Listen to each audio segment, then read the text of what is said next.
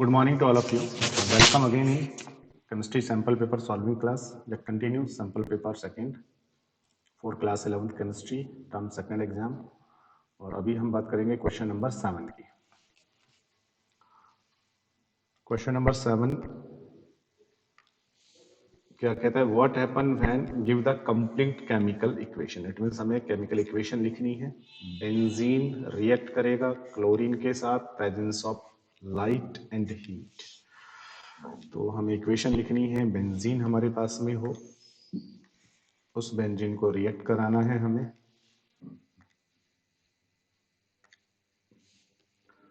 Benzene हो गया, react कराएंगे.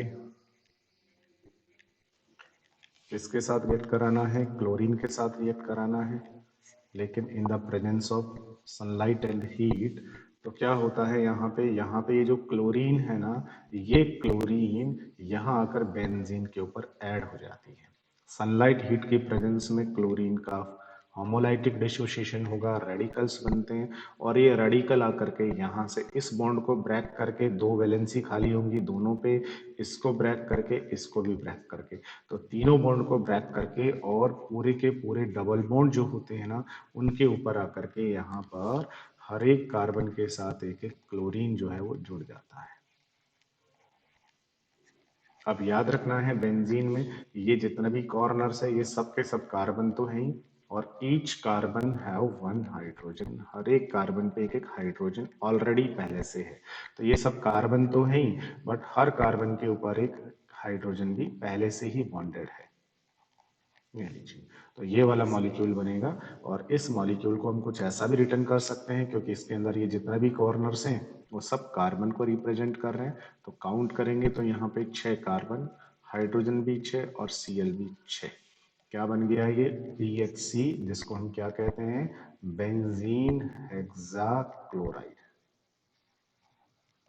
ठीक है, और इसका नाम 666 भी लिखा जाता है, और इसके अलावा इसको हम गैमेक्सेन भी कहते हैं, और इसे लिंडेन भी कहते हैं. लिंडेन, गैमेक्सेन, 666, BHC, ये सब इसी के नाम होते हैं. तो ये बन जाएगा. Next, ethyne is heated in an iron tube at this temperature. तो इथाइन जो होती है, आपको पता है, वो इथाइन गैस है. इस गैस को हमें पास करना होता है किसके अंदर? आयरन की एक ट्यूब लेनी है, उसको हमें गर्म कर लेना है अच्छे से, रेड हॉट होने तक. ऑलमोस्ट कितने टेम्परेचर पे? इतने पे. और अब इस इथाइन को इस ट्यूब में से पास करेंगे ना, तो ये जो इथाइन है, इसके 3 मॉलिक्यूल आपस में कंबाइंड हो जाते हैं. तो 3 मॉलिक्यूल कैसे कंबाइंड होते हैं? तो बस उसको हम सही तरीके से अरेंज करके लिख देते हैं. तो ये तीनों ऐसे कंबाइंड हो जाएंगे. ये एक इथाइन का मॉलिक्यूल, ये वाला दूसरा इथाइन का मॉलिक्यूल, और ये वाला तीसरा इथाइन का मॉलिक्यूल. तीनों जब कंबाइंड होते हैं ना, तो क्या होता है, इसका ये वाला बॉन्ड ब्रेक हो जाएगा, एक पाई इसका और एक पाई इसका. ठीक है, जिससे ये दोनों बॉन्डेड हो जाएंगे उस वैकेंट वैलेंसी से, ये दोनों और ये दोनों. तो क्या बन जाता है यहाँ पे ये हो जाता है CH double bond CH, CH double bond CH, और CH डबल बॉन्ड CH. अब यहाँ से जो इसकी एक वैलेंसी वैकेंट हुई, ये दोनों आपस में बॉन्डेड हो जाएंगे, ये दोनों और ये दोनों. इस तरीके से बेंजीन का फॉर्मेशन हो जाएगा. तो ये बेंजीन बनाने का एक मेथड भी होता है. ठीक है ना. तो इथाइन को जब हम आयरन ट्यूब से पास करेंगे तो वो ट्राइमराइज हो जाएगी. इट मीन्स उसके 3 मॉलिक्यूल आपस में कंबाइंड होकर के बेंजीन बना लेते हैं. नेक्स्ट क्वेश्चन, सी पार्ट क्या कर रहा है? प्रोपीन है, उसको रिएक्ट करना है कोल्ड कंसंट्रेटेड सल्फ्यूरिक एसिड के साथ. चलिए, प्रोपीन को कोल्ड कंसंट्रेटेड सल्फ्यूरिक एसिड के साथ रिएक्ट करा देते हैं. प्रोपीन रिएक्ट कराना है, कोल्ड लेना है, कंसंट्रेट लेना है, H2SO4. क्या प्रोडक्ट बनेगा? फाइंड आउट करना है. तो स्ट्रक्चर ड्रॉ करते हैं पहले प्रोपीन का. CH3 CH double bond CH2, that is propene. Reaction किसके साथ होगी? H2SO4 के साथ. ये लीजिए, तो इसको हम इस तरीके से लिख सकते हैं. अब रिएक्शन जब होगी तो क्या होगा? बॉन्ड ब्रेक होंगे. कहाँ से और कौन सा बॉन्ड ब्रेक होगा? देखिए, कहाँ से बॉन्ड ब्रेक होगा, तो ये जो H2SO4 है ऑब्वियसली हम जानते हैं एसिड है, तो यहाँ से बॉन्ड ब्रेक होगा, H पॉजिटिव, ये पूरा नेगेटिव बनेगा, ये दोनों के दोनों जुड़ने के लिए यहाँ आएंगे, यहाँ से वीक बॉन्ड को ब्रेक करेंगे, तो सीधा हम यहाँ पे मार्कोनिकॉफ रूल लगा सकते हैं। मार्कोनिकॉफ ने क्या कहा था, उसने कहा था कि ये जो बच्चा है इट मीन्स जो पॉजिटिव पार्ट है ये वहाँ जोड़ना है जहाँ हाइड्रोजन ज़्यादा होंगे, तो H कहाँ जुड़ेगा, यहाँ, और ये HSO4 नेगेटिव यहाँ जुड़ जाएगा इसके ऊपर आकर के, और सीधा प्रोडक्ट बन जाएगा CH3CH2, पाई बॉन्ड ब्रेक हो गया, यहाँ जुड़ जाएगा H और यहाँ पे कौन जुड़ेगा, HSO4, ये आकर के यहाँ पर जुड़ जाएगा, ये लीजिए। लेकिन अगर इक्वेशन ऐसे ना कर करके या फिर वो ऐसे कहता कि एल्कीन तुम्हें लेना है, अब इस पे रिएक्शन कंसंट्रेट की नहीं बल्कि वो बोलता डाइल्यूट सल्फ्यूरिक एसिड का कराइए, तो डाइल्यूट सल्फ्यूरिक एसिड में क्या होता है, वाटर होता है ना, तो अब डाइल्यूट सल्फ्यूरिक एसिड की प्रेजेंस में ये जो एल्कीन है ना, इस एल्कीन पर यहाँ मार्कोनिकॉफ के अकॉर्डिंग वाटर का एडिशन होता, तो H यहाँ जुड़ता, जहाँ हाइड्रोजन ज़्यादा है नेगेटिव पार्ट वहाँ जुड़ता, जहाँ हाइड्रोजन कम है, तो फिर ये जो प्रोडक्ट होता वो क्या बनता, ये वाला प्रोडक्ट यहाँ से बनता डाइल्यूट सल्फ्यूरिक एसिड की प्रेजेंस में, और कंसंट्रेट है इस मीन्स उसमें पानी नहीं है, तो H2SO4 खुद वहां पर ऐड होगा अकॉर्डिंग टू मार्कोनिकॉफ रूल। चलिए नेक्स्ट क्वेश्चन रीड करते हैं। गिव रीजन, रीजन देना है, इनका समझाना है कि कंसंट्रेट HNO3 जो होता है can be transport in aluminium container, तो जो कंसंट्रेट HNO3 है उसको हम एल्यूमिनियम के कंटेनर में ट्रांसपोर्ट कर सकते हैं, क्यों। दूसरा क्वेश्चन, चलो उसको बाद में पढ़ेंगे, पहले इसकी बात करते हैं। देखिए बहुत एक बेसिक सी बात है, बेसिक सी चीज जो है वो ये है, 8th क्लास में कहीं हम पढ़ते हैं मेटल्स की प्रॉपर्टी, और मेटल्स की प्रॉपर्टी में ये आता है कि मेटल की रिएक्शन जब हम एसिड के साथ कराते हैं या फिर बेस से कराते हैं, तो मेटल्स जो होती हैं वो दोनों के साथ रिएक्ट करके सॉल्ट तो बनाती है, साथ में हाइड्रोजन गैस रिलीज करती है। तो अगर तुम्हारे पास एल्यूमिनियम है और इसको HCl से रिएक्ट कराओगे तो फिर ये क्या करेगा, तो फिर यहाँ पे रिएक्शन को बैलेंस करना, इसलिए 2 एल्यूमिनियम लिखता हूँ, ये एल्यूमिनियम यहाँ से क्लोरीन के साथ में क्या बना लेगा, AlCl3, हाइड्रोजन गैस रिलीज करेगा, 2 AlCl3, 3 हाइड्रोजन, 6 HCl, ताकि बैलेंस हो जाए। तो एल्यूमिनियम ने एसिड के साथ रिएक्ट किया, हाइड्रोजन को रिलीज कर दिया। लेकिन अगर आप एल्यूमिनियम लेते हैं और उसकी रिएक्शन कंसंट्रेट HNO3 से कराते हैं, तो अब ये हाइड्रोजन गैस को रिलीज नहीं करता। क्यों नहीं करता, तो उसका लॉजिक ये है कि कंसंट्रेट HNO3 जो है ये हमने मान लिया कि एसिड है, स्ट्रॉन्ग एसिड है, लेकिन HNO3 जो है ये एक ऑक्सीडाइजिंग एजेंट भी होता है, स्ट्रॉन्ग ऑक्सीडाइजिंग एजेंट भी है। तो जब हम एल्यूमिनियम पर HNO3 डालेंगे ना, तो ऑक्सीडाइजिंग एजेंट है, तो ये इस एल्यूमिनियम का ऑक्सीडेशन कर देता है और इसका ऑक्साइड बना देता है। अब क्या होगा, होगा ये कि जो तुमने एल्यूमिनियम लिया है, सपोज उसका कंटेनर ही तुमने क्यों ना ले लिया हो, और उसके अंदर जैसे ही आप HNO3 भरोगे, तो वो जो HNO3 तुमने फिल किया है, ये HNO3 ये जो सरफेस वाला एल्यूमिनियम है इसको ऑक्सीडाइज कर देगा, और ऑक्सीडाइज करके क्या कर देता है, यहाँ पर इसके चारों तरफ ऑक्साइड की एक पेसिव लेयर बन जाती है, ऑक्साइड की एक पेसिव लेयर यहाँ पर बन जाएगी, और ये लेयर जब यहाँ पे बन जाएगी तो फिर ये जो HNO3 है ये अंदर वाले जो एल्यूमिनियम के मॉलिक्यूल्स होंगे उनके साथ रिएक्ट नहीं कर पाएगा, क्योंकि उनके डायरेक्ट कॉन्टेक्ट में नहीं आएगा due to formation of this passive layer, इसलिए ये फर्दर रिएक्ट नहीं करेगा। It means aluminium concentrate HNO3 के साथ एक प्रोटेक्टिव लेयर बनने के कारण से रिएक्ट जो है वो नहीं करता है, और रिएक्ट नहीं करता है इसीलिए 1 मिनट। चलिए अब हम सेकंड क्वेश्चन के ऊपर चलते हैं। एल्यूमिनियम जो है वो कंसंट्रेट HNO3 के साथ रिएक्ट करके और एसिड जो है वो एक प्रोटेक्टिव लेयर बना लेगा, और लेयर बनने के कारण से फर्दर एल्यूमिनियम जो है वो HNO3 के साथ रिएक्ट नहीं कर पाएगा, हाइड्रोजन गैस रिलीज नहीं करेगा, इसलिए हम जो नाइट्रिक एसिड होता है उसको हम एल्यूमिनियम के कंटेनर में कैरी कर सकते हैं। Next question, a mixture of dilute NaOH and aluminium pieces is use to open drain, जो ड्रेनेज सिस्टम होता है उनके अंदर जो है जो ड्रेन पाइप होता है उसको साफ करने के लिए हम ये इन दोनों का मिक्सचर जो है डाइल्यूट NaOH और एल्यूमिनियम का मिक्सचर काम में लेते हैं।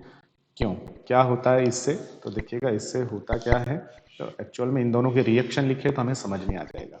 और रिएक्शन के अंदर हमें एक बेसिक सी चीज़ याद रखनी है, और वो ये याद रखना है कि भाई एल्यूमिनियम जो होता है ये एम्फोटेरिक नेचर का होता है। एम्फोटेरिक नेचर होने का मतलब क्या हो गया है? मतलब हो गया है कि एल्यूमिनियम जो होता है ये एसिड के साथ रिएक्ट करके भी हाइड्रोजन गैस रिलीज करता है, और एल्यूमिनियम बेस के साथ रिएक्ट करके भी हाइड्रोजन गैस रिलीज करता है। एसिड बेस दोनों के साथ हाइड्रोजन रिलीज करता है, तो इसीलिए एम्फोटेरिक नेचर का है। तो एल्यूमिनियम जो है, अगर उस एल्यूमिनियम की रिएक्शन हम बेस के साथ करा दें, तो बेस हमने क्या लिया है? NaOH, डाइल्यूट है, दैट मीन्स वाटर भी होगा, रिएक्ट करेगा। तो देखिएगा क्या करता है, यहाँ से ये एल्यूमिनियम, यहाँ का ये जो एक OH है, एक OH ये वाला, अभी हम और भी OH लेंगे तो वाटर और ले लेते हैं, तो यहाँ के ये जो 4 OH है ना, इनके साथ जुड़ के AlOH का होल 4 नेगेटिव, और इसके साथ फिर ये सोडियम का आयन और जुड़ जाएगा। इस तरीके से ये कॉम्प्लेक्स बना देता है। और फिर होता क्या है? होता ये है कि यहाँ पे,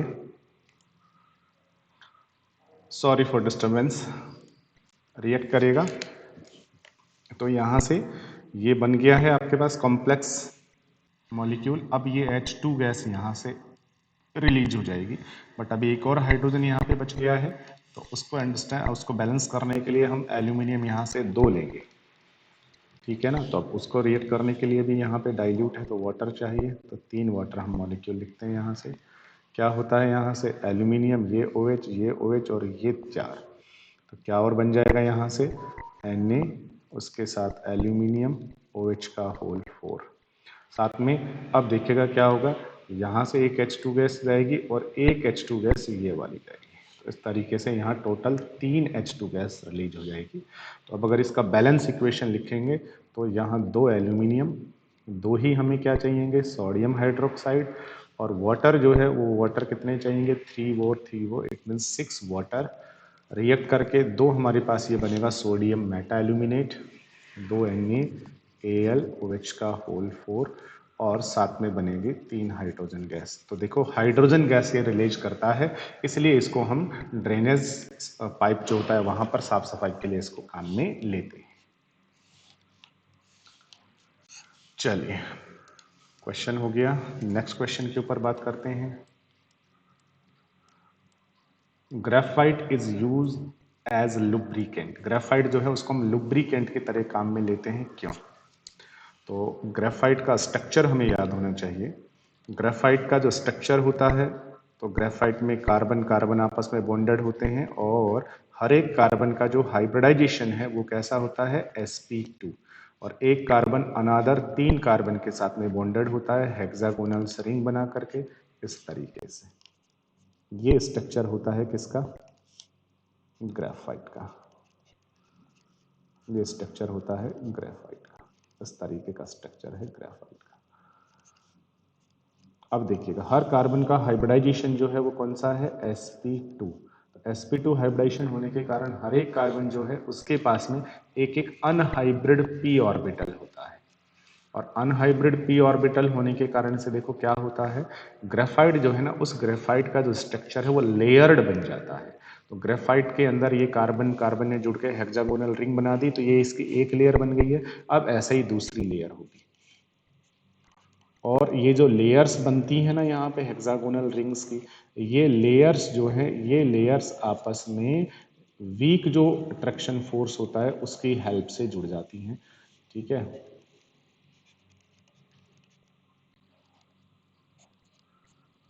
इस तरीके से हेक्सागोनल रिंग्स होंगी, और यहाँ भी हर एक कार्बन के पास में क्या होगा? वही अनहाइब्रिड p ऑर्बिटल होगा, और ये जो p ऑर्बिटल होते हैं ये एक दूसरे के साथ ऐसे ओवरलैप करके एक दूसरे के साथ वीक फोर्स से जुड़ जाते हैं, वीक फोर्स से जुड़ जाते हैं। और वीक फोर्स से जुड़ने के कारण क्या होता है, ये जो लेयर्स हैं, तो एक लेयर, दूसरी, फिर तीसरी, फिर चौथी, ये जो लेयर्स हैं वीक फोर्स से जुड़ी है ना, तो थोड़ा सा फोर्स जैसे ही लगाते हैं ये लेयर्स एक दूसरे के ऊपर स्लिप हो जाती हैं, और स्लिप होने के कारण से ही क्या होता है, ये जो ग्रेफाइट होता है, ये ग्रेफाइट कैसा होता है, सॉफ्ट होता है, और सॉफ्ट होने के कारण ही इसको हम किसकी तरह काम में लेते हैं, लुब्रिकेंट की तरह काम में लेते हैं। बट कहाँ काम में लेते हैं लुब्रिकेंट की तरह, जर्नली ऐसी मशीन्स जहाँ पे बहुत हाई टेम्परेचर होता है। हमारी जो बाइक और कार होती हैं उनमें भी हम लुब्रिकेंट डालते हैं, लेकिन वहाँ पे ऑयल को डालते हैं। लेकिन ऐसे मशीन्स जहाँ पे बहुत ज़्यादा हाई टेम्परेचर होता है, तो वहाँ पे जो ऑयल है ये तो जल जाएगा, तो वहाँ पर लुब्रिकेंट की तरह क्या काम में लिया जाता है, इस ग्रेफाइट को लगाया जाता है। क्यों? क्योंकि ये एक दूसरे की, इसकी जो लेयर्स है वो स्लिप हो जाती है ना, जिस कारण से वहाँ फ्रिक्शन फोर्स को ये क्या कर देता है, कम कर देता है। इसलिए इसको किसके तरह काम में लिया जाता है, लुब्रिकेंट की तरह काम में लिया जाता है। तो अगर इसका आंसर सीधा सीधा सा बताना हो तो क्या कहेंगे, ग्रेफाइट जो होता है, उस ग्रेफाइट का जो स्ट्रक्चर है वो कैसा होता है, लेयर्ड स्ट्रक्चर होता है, और लेयर के बीच में जो फोर्स है वो कैसा लगता है, वीक वंडरवाल फोर्स लगता है, जिस कारण ये जो लेयर्स हैं, ये लेयर्स एक दूसरे के ऊपर क्या हो सकती हैं, स्लिप हो जाती हैं। इसलिए जो हाई टेम्परेचर वाली जो मशीन्स होती हैं वहां पर लुब्रिकेंट की तरह इसको काम में लिया जाता है। चलिए अब आता है क्वेश्चन नंबर 9। क्वेश्चन नंबर 9 का फर्स्ट पार्ट क्या कह रहा है, देखिएगा। फर्स्ट पार्ट कह रहा है right the conjugated base for each of the following. इनके लिए कॉन्जुगेटेड बेस लिखना है। अब याद रखेंगे कॉन्जुगेटेड बेस क्या होता है। तो देखिए, अगर आपके पास में अब ये कॉन्जुगेटेड एसिड और कॉन्जुगेटेड बेस वाली जो बात है वो ब्रोस्टेंड एंड लॉरी ने बताया। अब ब्रोस्टेंड और लोरी ने क्या कहा, वो देखिए। उसने कहा कि अगर तुम्हारे पास कोई भी एसिड है, उस एसिड से आप H पॉजिटिव हटा दो, तो H पॉजिटिव हटाने के बाद जो भी स्पीसीज यहाँ बनेगी ना, वही हमारी होगी कॉन्जुगेटेड बेस, वही स्पीसीज होगी कॉन्जुगेटेड बेस। तो कोई भी एसिड लीजिए, उससे H हटाओ तो कॉन्जुगेटेड बेस बनेगा। अब एसिड यहाँ कौन सा दे रहा है, देखो, एक दे रहा है HSO4 नेगेटिव, ये HSO4 नेगेटिव है। अब आपको इसका कॉन्जुगेटेड बेस बनाना है, तो उससे H पॉजिटिव हटा दो, तो ये लीजिए और इससे एक H पॉजिटिव हटा दो, तो इसका H पॉजिटिव रिमूव करो। जब भी इससे H पॉजिटिव हटाओगे तो H पॉजिटिव बनेगा, तो ये क्या बनेगा, एक और नेगेटिव बनेगा, तो यहाँ बनेगा SO4 नेगेटिव 2। ये होगा conjugated base, that is conjugated base. दूसरा जो क्वेश्चन है उसमें वो कह रहा है CH3COOH, इसका कॉन्जुगेटेड बेस बनाना है, तो H पॉजिटिव हटा दो, तो जैसे इससे H पॉजिटिव हटा दोगे तो जो स्पीसीज बची वो क्या बनेगा, CH3CO नेगेटिव, ये हमारा होगा कॉन्जुगेटेड बेस। इसी तरीके से अगर किसी क्वेश्चन में आपको कॉन्जुगेटेड एसिड बनवाए, कॉन्जुगेटेड एसिड, तो फिर क्या करना है, कॉन्जुगेटेड एसिड बनाने के लिए जो भी स्पीसीज तुम्हें दी हुई है उस स्पीसीज के अंदर आप H पॉजिटिव जोड़ दीजिए। जब उसमें H पॉजिटिव जोड़ दोगे ना, तो फिर बनेगा उसका कॉन्जुगेट एसिड। जैसे अमोनिया, अब अमोनिया का अगर आपको कहा जाए कॉन्जुगेट एसिड बनाओ, तो यहाँ अमोनिया जो है उसको H पॉजिटिव पकड़ा दो, तो जो बनेगा वो कहलाएगा कॉन्जुगेट एसिड। और कॉन्जुगेटेड बेस बनाना है तो H पॉजिटिव हटा दो, कॉन्जुगेट एसिड बनाना है तो H पॉजिटिव जोड़ दीजिए। इट मीन्स अगर आपके पास में कोई भी स्पीसीज है, उससे अगर आप H पॉजिटिव रिमूव कर दोगे तो बनेगा कॉन्जुगेटेड बेस, और अगर आपने उसके अंदर H पॉजिटिव को ऐड कर दिया है तो बनेगा कॉन्जुगेटेड एसिड। ठीक है, तो ये आपको कॉन्सेप्ट याद रखना है। अब क्वेश्चन नंबर 9 का सेकंड जो पार्ट है वो हम रीड करते हैं। सेकंड पार्ट क्या कह रहा है, पीएच ऑफ, ये हमारे पास कोई सॉल्यूशन है, उस सॉल्यूशन का पीएच तुम्हें दिया हुआ है, pH ऑफ 0.008 मोल पर DM cube. DM negative cube का मतलब सीधा लीटर हो गया है, ठीक है ना। तो 0.08 मोल पर लीटर, इट मीन्स ये उसकी मोलरिटी हो गई है किसकी, HOCl की। ये आपके पास में कोई एसिड है, उस एसिड की मोलरिटी तुम्हें दी है कि HOCl की मोलरिटी इतनी है सॉल्यूशन की, और उस सॉल्यूशन का पीएच तुम्हें दिया है इतना है। अब कैलकुलेट करिएगा क्या, इट्स आयोनाइजेशन कांस्टेंट, इसका आयोनाइजेशन कांस्टेंट जो है ना वो कैलकुलेट करके बता दीजिए। अब उसके लिए तुम्हें एंटी लॉग वैल्यू ये दी हुई है। इट मीन्स यहाँ ये जो क्वेश्चन है, इस क्वेश्चन के अंदर आपको कोई एसिड दिया हुआ है HOCl, उसकी आपको क्या दी हुई है, उसकी आपको दी हुई है मोलेरिटी, इट मीन्स स्टार्टिंग का कंसंट्रेशन दिया हुआ है। उसके बाद उसका पीएच तुम्हें दिया हुआ है। अब आपको कैलकुलेट क्या करके बताना है, उसका आयोनाइजेशन कांस्टेंट कैलकुलेट करके बताना है। ये हम कैसे सॉल्व करेंगे, तो देखिए इसको ऐसे सॉल्व करना है। तो देखिए इस क्वेश्चन को सॉल्व करने के लिए हमारे पास में दो कॉन्सेप्ट या दो चीजें आनी चाहिए। पहली जो चीज है वो है हमारे पास में एसिड डिसोसिएशन कांस्टेंट।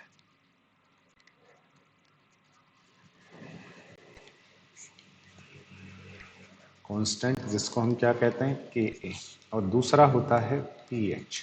तो पीएच तो हमने पहले भी डिस्कस की है कि किसी भी सॉल्यूशन का पीएच क्या होता है, उस सॉल्यूशन में जितने भी हाइड्रोजन आयन है उनकी जितनी भी वहां कंसंट्रेशन है, मोलर कंसंट्रेशन, उसका नेगेटिव लॉग ले लें।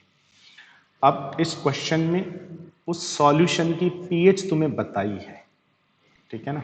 अब पीएच बताई है आपको, तो वहां से हम हाइड्रोजन आयनों का कंसंट्रेशन लिख सकते हैं। अब पहले हम यहाँ की बात करते हैं।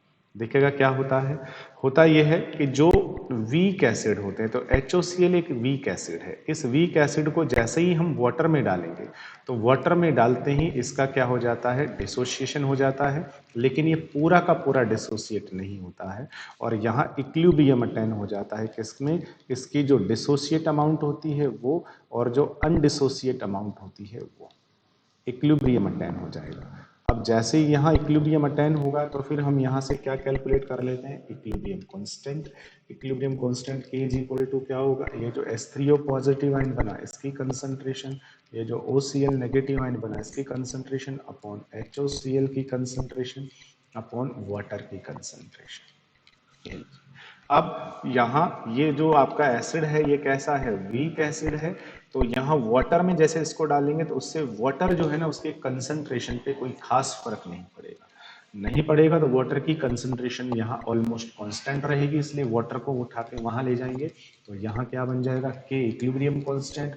वाटर की कंसंट्रेशन भी कांस्टेंट हमने मान ली है, तो H3O positive ion, it means hydrogen जो आयन है वही, उनकी कंसंट्रेशन, और OCl नेगेटिव जो आयन उनकी कंसंट्रेशन, अपॉन HOCl की कंसंट्रेशन इक्विलिब्रियम अटेन होने के बाद वाली, ठीक है ना। ये लीजिए, अब के भी कांस्टेंट है, वाटर कांस्टेंट है, तो दोनों से हम एक नया कांस्टेंट बना देते हैं, जिसको क्या कहते हैं, जिसको हम कहते हैं एसिड डिसोसिएशन कांस्टेंट। तो acid dissociation constant is equal to H3O positive ion की concentration after attaining the equilibrium, और OCl नेगेटिव आयन की कंसंट्रेशन, और HOCl की concentration after attaining the equilibrium. तो ये हमारे पास है एसिड डिसोसिएशन कांस्टेंट। अब इसको कैलकुलेट कैसे करते हैं, तो देखिए कैलकुलेट ऐसे करना है। अगर मैं यही इक्विलिब्रियम दोबारा से अगर यहाँ पर लिखूं, तो देखिएगा कुछ ऐसे समझिएगा कि HOCl मैंने लिया, इसको पानी में मैंने डाला, डालने पर ये डिसोसिएट हो गया, इसने H पॉजिटिव और क्या बना दिया, OCl नेगेटिव आयन बना दिया। अब देखना, अगर इसकी स्टार्टिंग, इट मीन्स जब टाइम 0 था उस समय इसकी जो स्टार्टिंग कंसंट्रेशन है वो अगर C थी, तो स्टार्टिंग में ये तो 0 0 रहेंगे। जब इक्विलिब्रियम अटेन होगा, तो अब ये C नहीं बचेगा, इसमें से कुछ ना कुछ डिसोसिएट हो गया। सपोज करो डिग्री ऑफ डिसोसिएशन कितना है, अल्फा। तो अल्फा जब इसमें से खत्म हो जाएगा, तो अल्फा खत्म होने के बाद अब एट इक्विलिब्रियम, इक्विलिब्रियम पर अब इसकी कंसंट्रेशन कितनी रहेगी, C माइनस सी अल्फा। और ये हाइड्रोजन आयन कितना बनेगा, इक्विलिब्रियम अटेन होने के बाद सी अल्फा, और ये भी बनेगा सी अल्फा। अब अगर ये सारी की सारी वैल्यूज को उठा करके यहाँ रख दिया जाए कि के इज इक्वल टू होगा इक्विलिब्रियम अटेन होने के बाद इसकी कंसंट्रेशन कितनी है, सी अल्फा, इस आयन की कंसंट्रेशन भी C alpha, upon equilibrium attain होने के बाद इसकी कंसंट्रेशन, इनिशियल कंसंट्रेशन तो सी है, बट फाइनली कितनी होगी, इक्विलिब्रियम अटेन होने के बाद कम हो जाएगी, सी माइनस सी अल्फा। ये लीजिए, अब ये वैल्यू रख दो तो आपके पास ए आ जाएगा। अब क्वेश्चन में क्या दिया हुआ है, क्वेश्चन के अंदर HOCl जो है उसकी इनिशियल कंसंट्रेशन C तुम्हें दिया हुआ है, तो C तो यहां से रख देंगे, बट आपके पास में अल्फा नहीं है, उसका डिग्री ऑफ डिसोसिएशन। अब अल्फा कैसे निकालेंगे, तो अब ये जो पूरा का पूरा सॉल्यूशन तुम्हारे पास बना होगा, इस पूरे सॉल्यूशन की आपको पीएच दी हुई है। अब पीएच दी हुई है, तो उस पीएच की हेल्प से हम हाइड्रोजन आयनों की ये जो कंसंट्रेशन है ना, ये हम निकाल लेंगे, हाइड्रोजन आयनों की कंसंट्रेशन। कैसे निकाल लेंगे? तो pH is equal to negative log of hydrogen ion होता है। अब अगर यहाँ से लॉग हटाना है ना, तो फिर एक काम करते हैं, इसका ना हम दोनों तरफ क्या रख देते हैं, सॉरी, लॉग यहाँ से हटाना है तो हम इसका एंटी लॉग लेते हैं दोनों तरफ। तो देखो इसको ऐसा लिख सकते हैं, anti log of pH is equal to, अब इसका एंटी लॉग लेंगे तो इसका जो लॉग है वो खत्म हो जाएगा और क्या बचेगा आपके पास में, हाइड्रोजन आयन बचेगा। Sorry for disturbance. तो दोनों तरफ हम एंटी लॉग लेंगे तो हमारे पास यहाँ आ जाएगा anti log of pH, pH जो भी है उसका एंटी लॉग लेंगे तो हाइड्रोजन आयनों का कंसंट्रेशन आ जाएगा, हाइड्रोजन आयनों का कंसंट्रेशन ये होगा। अब क्वेश्चन के अंदर पीएच दिया हुआ है कि ये जो HOCl का सॉल्यूशन आपने बनाया हुआ है उसका पीएच कितना है, तो देखिए सॉल्यूशन की कंसंट्रेशन इनिशियली 0.08 मोल पर लीटर है और पीएच है 2.85। तो यहाँ से जो इनिशियल कंसंट्रेशन जो है इसकी वो दी हुई है, कितनी है, 0.08 इतना, और इसका जो पीएच जो है इतनी मोलरिटी, और इसका जो पीएच जो है वो पीएच है 2.85।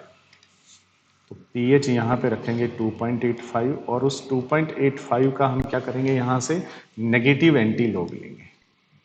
तो जैसे इसका नेगेटिव एंटी लॉग लेंगे हम तो हमारे पास हाइड्रोजन आयनों की कंसंट्रेशन आ जाएगी। अब इसका एंटी लॉग का वैल्यू जो है वो क्वेश्चन में अपने आप दिया हुआ है कि 2.85 का anti log, negative anti log जब हम लेंगे तो कितना आएगा, 1.41 इंटू 10⁻³ तो इसका नेगेटिव लॉग जब हम, एंटी लॉग जब हमने लिया है तो ये आ गया है 1.25 इंटू 10⁻³ ये आ गई है हाइड्रोजन आयनों की कंसंट्रेशन। तो हाइड्रोजन आयनों की कंसंट्रेशन का मतलब सी अल्फा हमारे पास यहाँ से आ गया है कितना, 1.25 इंटू 10⁻³ और इनिशियल कंसंट्रेशन दी हुई है इतना मोल पर लीटर और ये भी है इतना मोल पर लीटर। ठीक है, अब हम इसका एसिड डिसोसिएशन कांस्टेंट निकाल सकते हैं। Acid dissociation constant Ka is equal to क्या होगा, सी अल्फा की वैल्यू यहाँ रखेंगे, सी अल्फा की वैल्यू यहाँ रखेंगे, is equal to C alpha का value 1.25 into 10⁻³ into 1.25 into 10⁻³ upon C minus C alpha. C है उसका इनिशियल कंसंट्रेशन 0.08 माइनस में सी अल्फा कितना है 1.25 इंटू 10⁻³ इसको रख करके सॉल्व कर दीजिए, आपके पास एसिड डिसोसिएशन कांस्टेंट इसका आ जाएगा। तो इस तरीके के क्वेश्चन होते हैं जिसमें हम हाइड्रोजन आयनों का कंसंट्रेशन पता हो तो पीएच कैलकुलेट कर सकते हैं। अब पीएच दिया हुआ है तो उसका आपको क्या लेना है, नेगेटिव एंटी लॉग लेना है पीएच का, तो आपके पास हाइड्रोजन आयनों की कंसंट्रेशन आ जाएगी। हाइड्रोजन आयनों की कंसंट्रेशन यहाँ पे रख दीजिएगा और उसके बाद एसिड डिसोसिएशन कांस्टेंट निकालें। कुछ क्वेश्चन ऐसे भी होते हैं न्यूमेरिकल जिनमें एसिड डिसोसिएशन कांस्टेंट Ka देगा। अब Ka की हेल्प से हम यहाँ पहले क्या निकाल लेंगे, Ka अगर आपको दिया जाए, C आपको दिया जाए तो यहाँ से हम C अल्फा निकाल लेंगे। C अल्फा जो हमारे पास होता है हाइड्रोजन आयनों की कंसंट्रेशन, इसको रख करके फिर उसका पीएच कैलकुलेट कर सकते हैं। लेकिन यहाँ उल्टा था, पीएच दिया था उससे हमने हाइड्रोजन आयनों का कंसंट्रेशन निकाला, that should be C alpha. C alpha को यहाँ रखा और यहाँ से हम एसिड डिसोसिएशन कांस्टेंट कैलकुलेट कर लिया। ठीक है, तो इस तरीके से हमने 9 क्वेश्चन सॉल्व कर लिए हैं। बाकी के जो क्वेश्चन हैं वो हम नेक्स्ट वीडियो में डिस्कस करेंगे। Okay, thank you to all of you.